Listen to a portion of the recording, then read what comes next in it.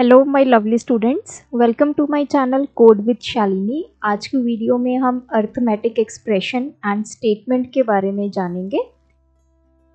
इन्हीं टॉपिक्स के अगर आपको इजी नोट्स चाहिए तो हमारी वेबसाइट ganitvigyaan.in पे विजिट कीजिए, लिंक आपको डिस्क्रिप्शन बॉक्स में मिलेगा। सबसे पहले समझते हैं अरिथमेटिक एक्सप्रेशन का मतलब क्या है। ये जो पूरी टर्म है ये दो वर्ड से बनी है, एक है अरिथमेटिक और दूसरा है एक्सप्रेशंस। देखिए, हमने अब तक जावा में टोकन्स पढ़े, हमने देखा कि कॉन्स्टेंट्स क्या होते हैं, हमें पता है वेरिएबल्स क्या होते हैं, हमें पता है डेटा टाइप्स क्या होती हैं। जब इन सब को मिलाकर और इनके साथ हम ऑपरेटर्स यूज़ कर लेते हैं तो वो कॉम्बिनेशन जो बनता है उसको बोलते हैं अरिथमेटिक एक्सप्रेशन। अब इजी लैंग्वेज में समझते हैं। अब फॉर एग्जांपल मैथ की कोई कैलकुलेशन करते हैं आपने स्टेटमेंट लिखी 4 + 5, तो इसका आंसर मिल गया आपको 9। अब जावा की टर्म्स में अगर हमें कोई कैलकुलेशन करनी है तो उसके लिए एक तो हमें ये ऑपरेटर्स चाहिए। ऑपरेटर्स क्या होते हैं, कितने तरह के ऑपरेटर्स होते हैं, ये हम नेक्स्ट चैप्टर में स्टडी करेंगे। अभी के लिए आप इतना समझ लीजिए कि जब भी हमें कैलकुलेशन करनी होती है तो हमें ऑपरेटर्स की रिक्वायरमेंट होती है। जैसे ये प्लस, अगर आपने ये 5 में से 4 सब्ट्रैक्ट करना है तो आपको माइनस ऑपरेटर की ज़रूरत है। मल्टीप्लाई करना है तो आपको इस ऑपरेटर की ज़रूरत है। कुछ वैल्यू असाइन करनी है तो इक्वालिटी ऑपरेटर की ज़रूरत है, जिसको हम असाइनमेंट ऑपरेटर बोलते हैं। तो ऑपरेटर्स बेसिकली कोई भी कैलकुलेशन करने के काम आते हैं। अब मैंने यहाँ पे 3 वेरिएबल्स लिए इंटीजर टाइप के, इंटीजर a, b, c। इसका मतलब क्या हुआ, जब भी हम वेरिएबल लेते हैं, वेरिएबल क्या करता है, मेमोरी में हमें एक जगह दे देता है। तो ये जगह किस नाम से बनी, इन वेरिएबल्स के नाम से बनी। अब कितनी कितनी इसको मेमोरी मिलेगी, it depends upon the data type. अगर आप वो वीडियोस मिस कर चुके हैं तो मेक श्योर प्लेलिस्ट में जाके ज़रूर चेक करें। अब इंटीजर 4 बाइट्स लेता है तो a को यहाँ पे ये 4 बाइट्स मेमोरी मिल गई। सिमिलरली b को भी मेमोरी मिली, कितनी, 4 बाइट्स की। c को मेमोरी मिली 4 बाइट्स की। अब हमने मेमोरी तो ले ली, जो भी आपका डेटा होता है वो रैम में जाके स्टोर होता है। तो अब हमने मेमोरी तो ले ली, अब मैंने क्या किया, a में वैल्यू दे दी 5 और b में वैल्यू दे दी 6। और फिर मैंने बोला कि c = a + b। What it mean, a में 5 वैल्यू चली जाए, ये जो मेमोरी ऑक्यूपाइड थी इसमें 5 वैल्यू चली गई। b में यहाँ पे मेमोरी में क्या जाके स्टोर हो गया, 6 स्टोर हो गया। अब c के लिए मैंने क्या बोला कि a और b क्या हो जाएं, ऐड हो जाएं। ये मेरा ऑपरेटर है। a और b मेरे क्या हैं, वेरिएबल्स हैं, जिनको मैंने क्या वैल्यू दी, 5 एंड 6। 5 और 6 मेरे क्या हैं, कॉन्स्टेंट्स हैं। a और b में मैंने वैल्यूज दे दी और उनको मैंने किस में डाल दिया, c में डाल दिया। 5 और 6 ऐड हुए, 11 वैल्यू किस में चलेगी, c में। तो इसको बोला जाता है एक्सप्रेशन। जैसे मैंने ये लिखा a + b, आप a × b लिखिए या a + b × c लिखिए, इसको बोला जाता है एक्सप्रेशन। तो अरिथमेटिकल एक्सप्रेशन क्या होता है, it is a set of variables, जिसमें हम कुछ वेरिएबल्स यूज़ करते हैं, कांस्टेंट यूज़ करते हैं और ऑपरेटर्स यूज़ करते हैं ताकि हम कोई रिजल्ट पे पहुंच सके। a और b को मैंने ऐड किया तो मुझे रिजल्ट 11 मिला यहाँ पे, तो इसको बोला जाता है अरिथमेटिकल एक्सप्रेशन। अब देखिए, नेक्स्ट होता है अरिथमेटिकल स्टेटमेंट।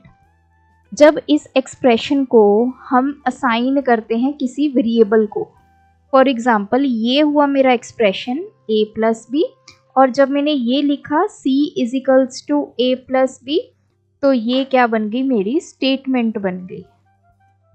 स्टेटमेंट क्यों बनी, क्योंकि मैंने इसको एक वेरिएबल को असाइन कर दिया कि जो भी इसकी वैल्यू कैलकुलेट होगी वो किस में चली जाए, c में चली जाए। तो जब आप ऐसे लिखते हैं इस फॉर्म में, ये होता है हमारा एक्सप्रेशन। और जब आप इस एक्सप्रेशन को किसी वेरिएबल में डाल देते हैं इक्वालिटी या असाइनमेंट ऑपरेटर यूज करके, उसको बोला जाता है स्टेटमेंट। अब हमारे ये जो एक्सप्रेशंस हम लिखते हैं ये 2 तरह के होते हैं जावा में। एक होता है प्योर एक्सप्रेशन, दूसरा होता है इम्प्योर एक्सप्रेशन। अब प्योर एक्सप्रेशन में क्या होता है? An arithmetical expression which uses all its components of same data type। जैसे मैंने स्टार्टिंग में एग्जांपल दी, मैंने यहाँ पे ले लिया int a b c, तो जितने भी वेरिएबल्स मैंने यहाँ पे यूज किए हैं सबकी डेटा टाइप क्या है? सेम है।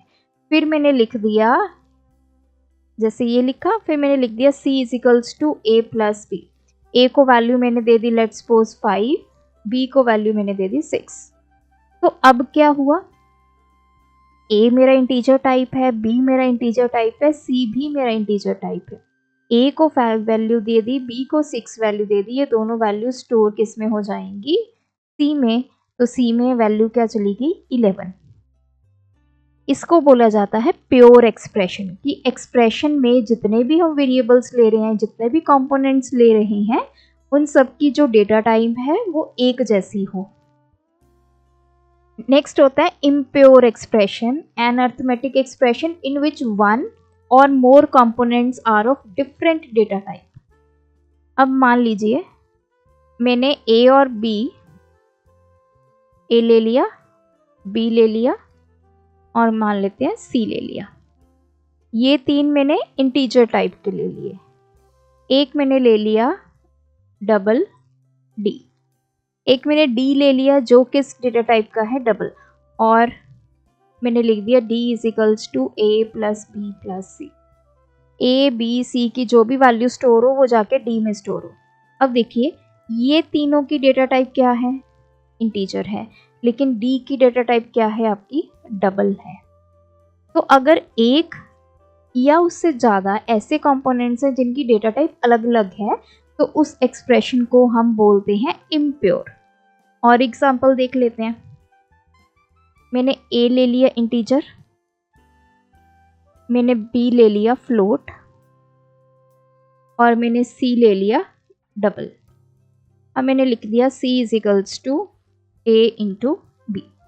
a और b की वैल्यू मल्टीप्लाई हो c में चली जाए। a की डेटा टाइप क्या है? इंट है, b की डेटा टाइप क्या है? फ्लोट है, c की डेटा टाइप क्या है? डबल है। तो ऐसे एक्सप्रेशन को बोला जाता है इम्प्योर एक्सप्रेशन। तो देखिए डेटा टाइप लेने में कोई दिक्कत नहीं है, लेकिन जावा उसको कैसे कंपाइल करता है, बैकएंड पे क्या काम हो रहा है, वो जानना बहुत ज़रूरी है। क्योंकि आगे चल के जब हम प्रोग्राम्स बनाएंगे, तो मैंने पहले ही बताया कि डेटा टाइप कितना इंपॉर्टेंट रोल प्ले करता है।